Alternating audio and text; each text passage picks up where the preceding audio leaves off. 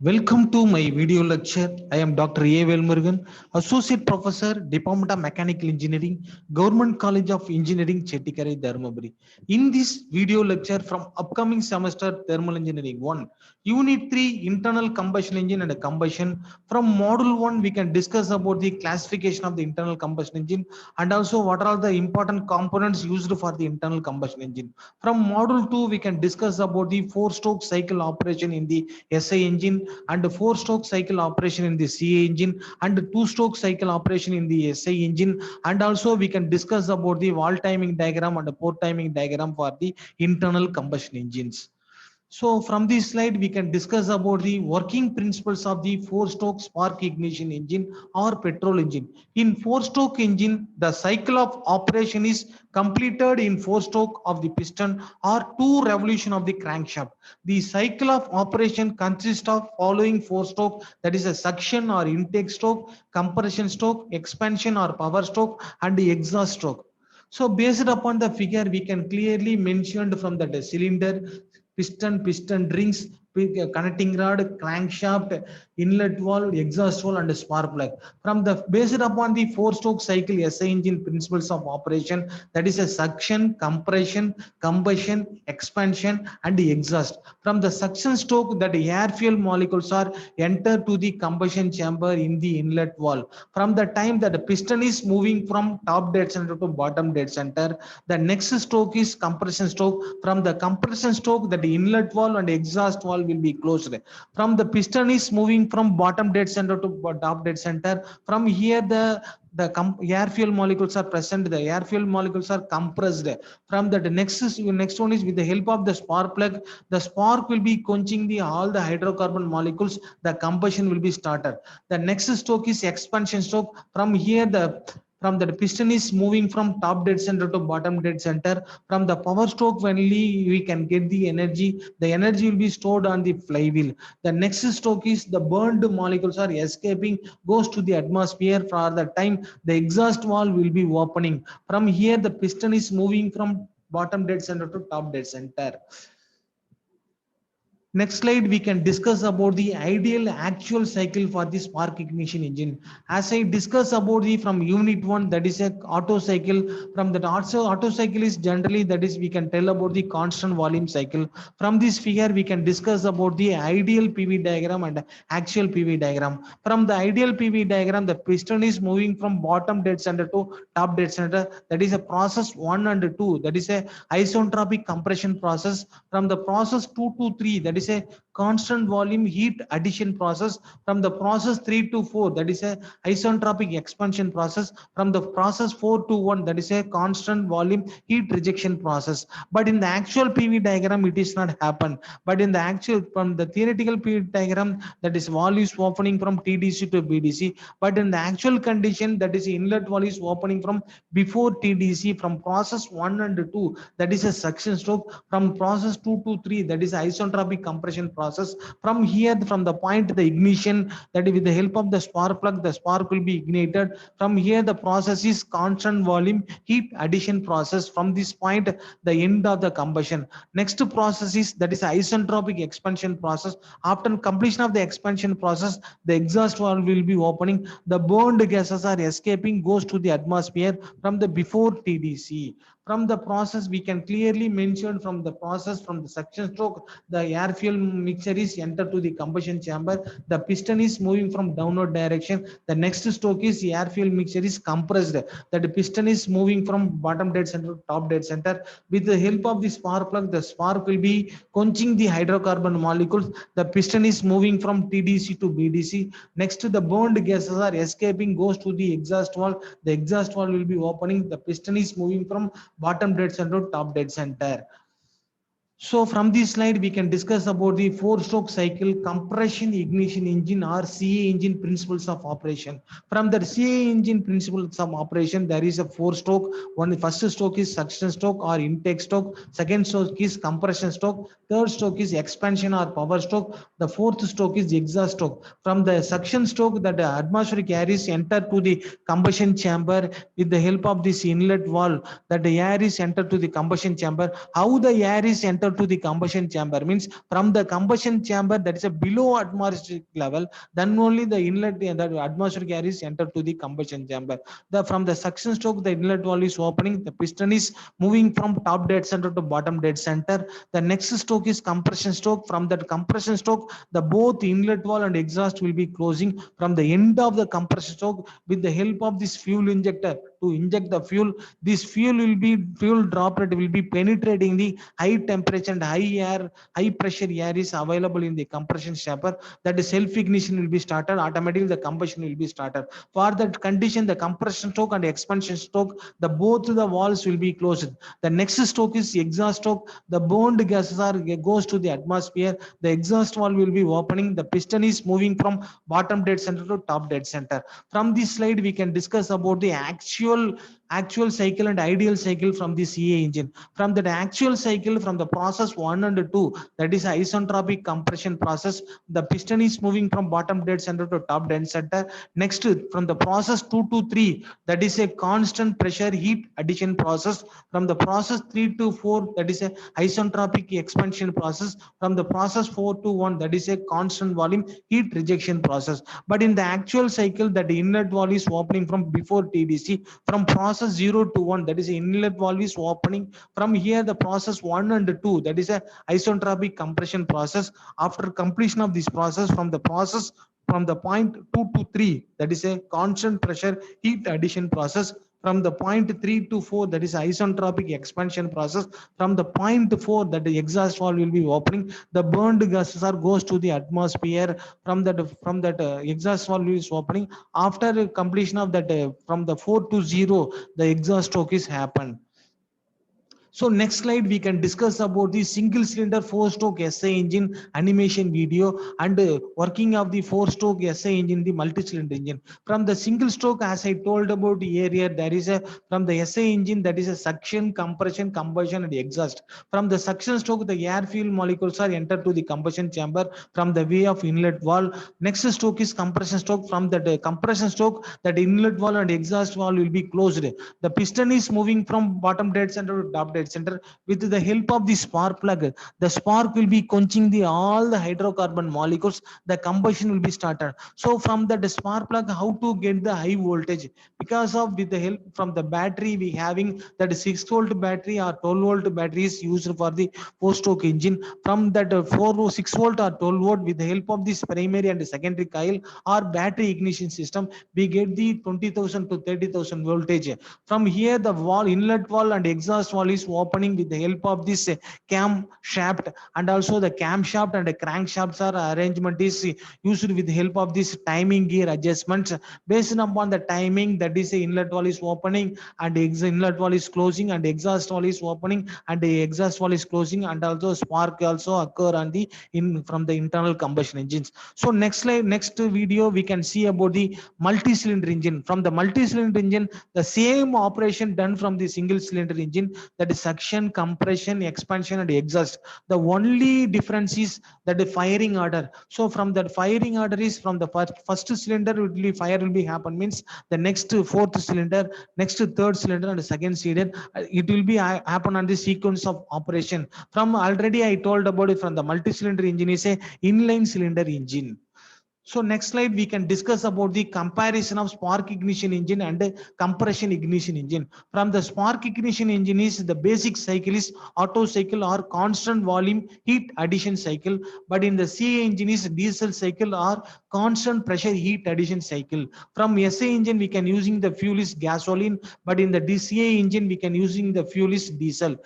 From the DSA engine, the introduction of the fuel is the air fuel mixture is introduced during the suction stroke. With the help of this carburetor is necessary to provide the mixture.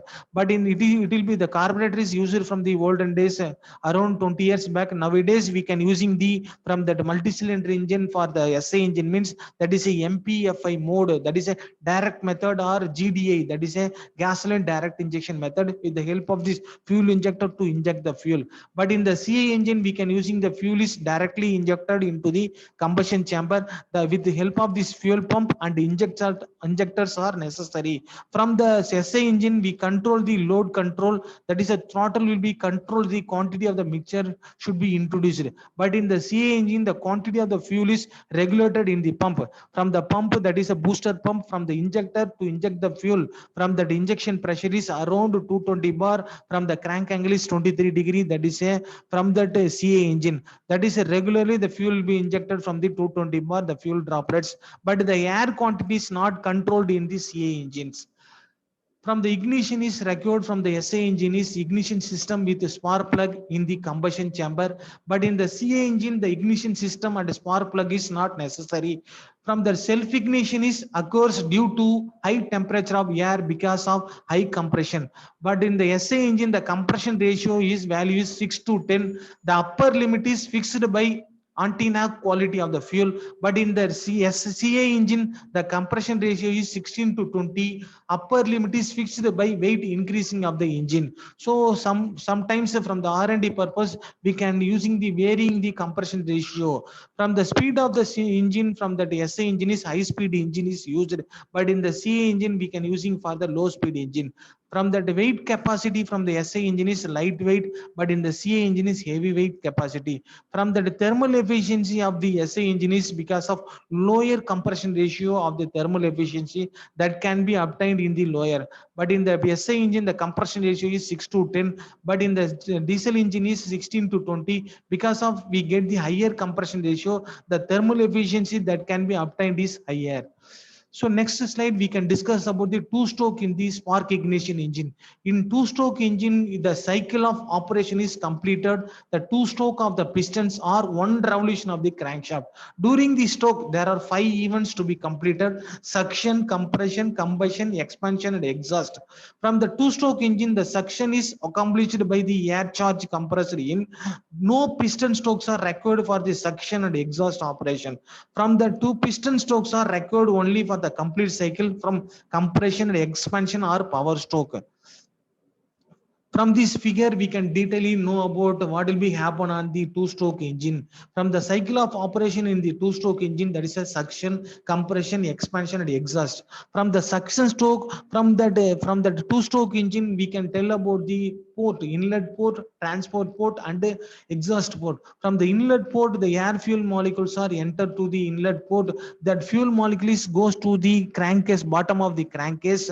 From the next stroke is compression stroke. From the compression stroke, the piston is moving from bottom dead center to top dead center. For that time that the fuel molecules are goes to the, with the help of the transport port, the fuel molecules are goes to the top of the piston. From the next stroke is expansion stroke. From the expansion stroke, with the help of the spark plug to ignite the molecules, the combustion will be started. For the time the piston is moves to the top dead center to bottom dead center. For the time some amount of pressure will be creating the bottom of the crank from that crankshaft, so that air fuel after the piston is moving from bottom top dead center to bottom dead center, the burned molecules are goes to the exhaust port.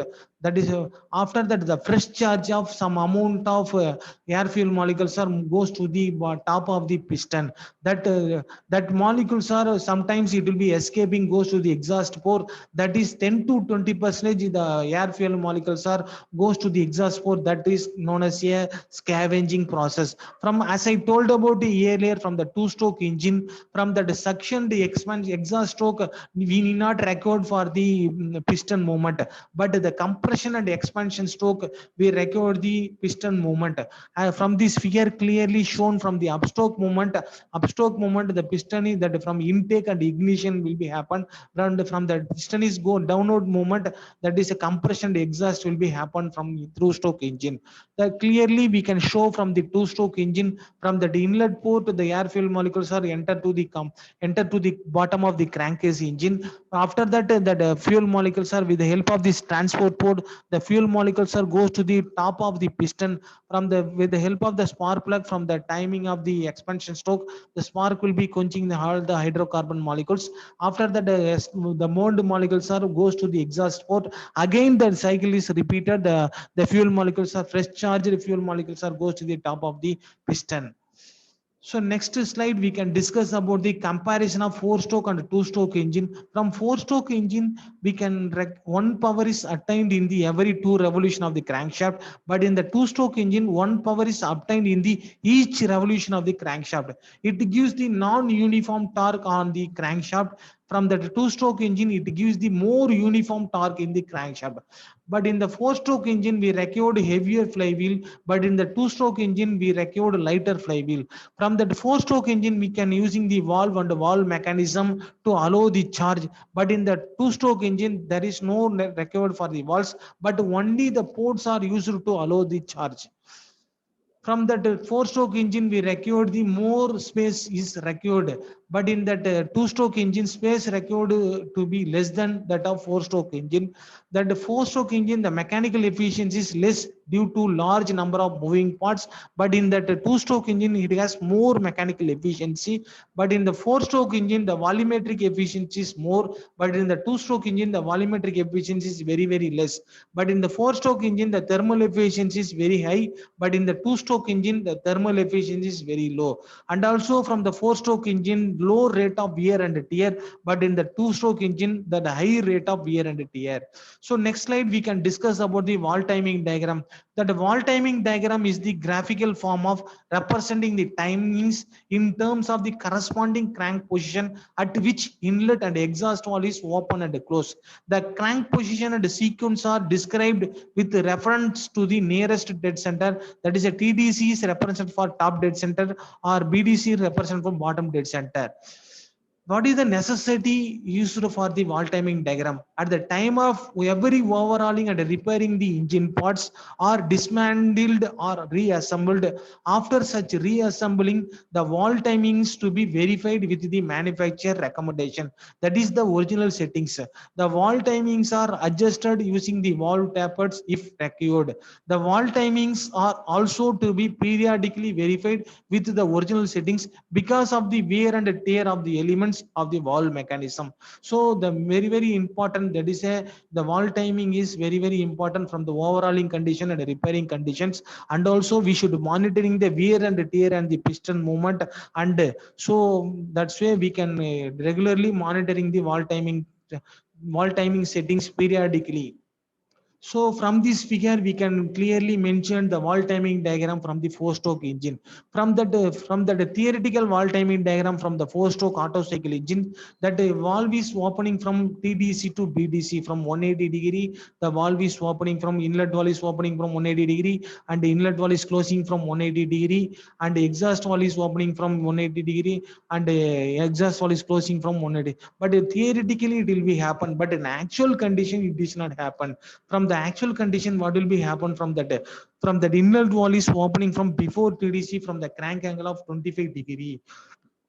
From the inlet valve is opening, from the inlet valve is opening means the air fuel molecules are entered to the combustion chamber. The suction stroke will be started.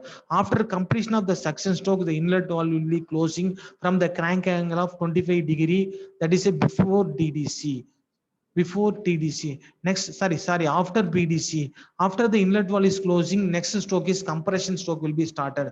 The compression, after completion of the compression stroke from the top dead center, next stroke is expansion stroke will be started. From the end of the expansion stroke, that is a exhaust valve will be opening from the crank angle of 50 degree. After completion of that exhaust valve is opening, that burned molecules are goes to the exhaust.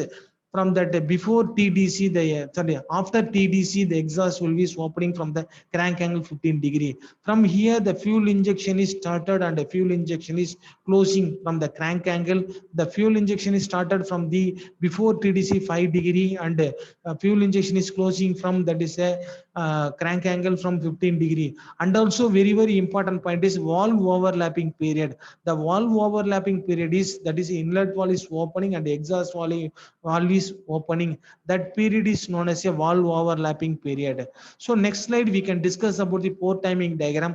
As I told about earlier, from the port timing diagram, from the intake port, the air fuel molecules are entered to the crankcase or the bottom of the crankcase. From here, the air fuel molecules are present. So next stroke is from the inlet port is opening from the crank angle before TDC. that inlet port is opening before TDC, from that 50° before TDC, the inlet port is opening. So next the ignition will be on from the 15 to 20° before TDC. So next the inlet port is closing from the crank angle is after TDC, that is 15°. After that the next exhaust port is opening and the exhaust port is opening and the transport port is opening from 30 to 40°. So as I told about you earlier, from here the inlet port is opening means the fresh air fuel molecules are goes to the crankcase. From the time that is a for the time that is a from the piston is moving from bottom dead center to top dead center from the isentropic compression process. For the time from the air fuel molecules are moving from the transport port, from here we can using the deflector. What is the use of the deflector means, because of that is after completion of the burned gases goes to the exhaust port means. So from if you using this deflector means that burned gases are easily goes to the exhaust port, and also the fresh charge of air fuel molecules are entered to the bottom top of the piston. From the top of the pistons there will be some 10 to 15 percentage, that is a scavenging will be happen. So from here that port timing diagram is used for the two stroke SI engines. Thank you.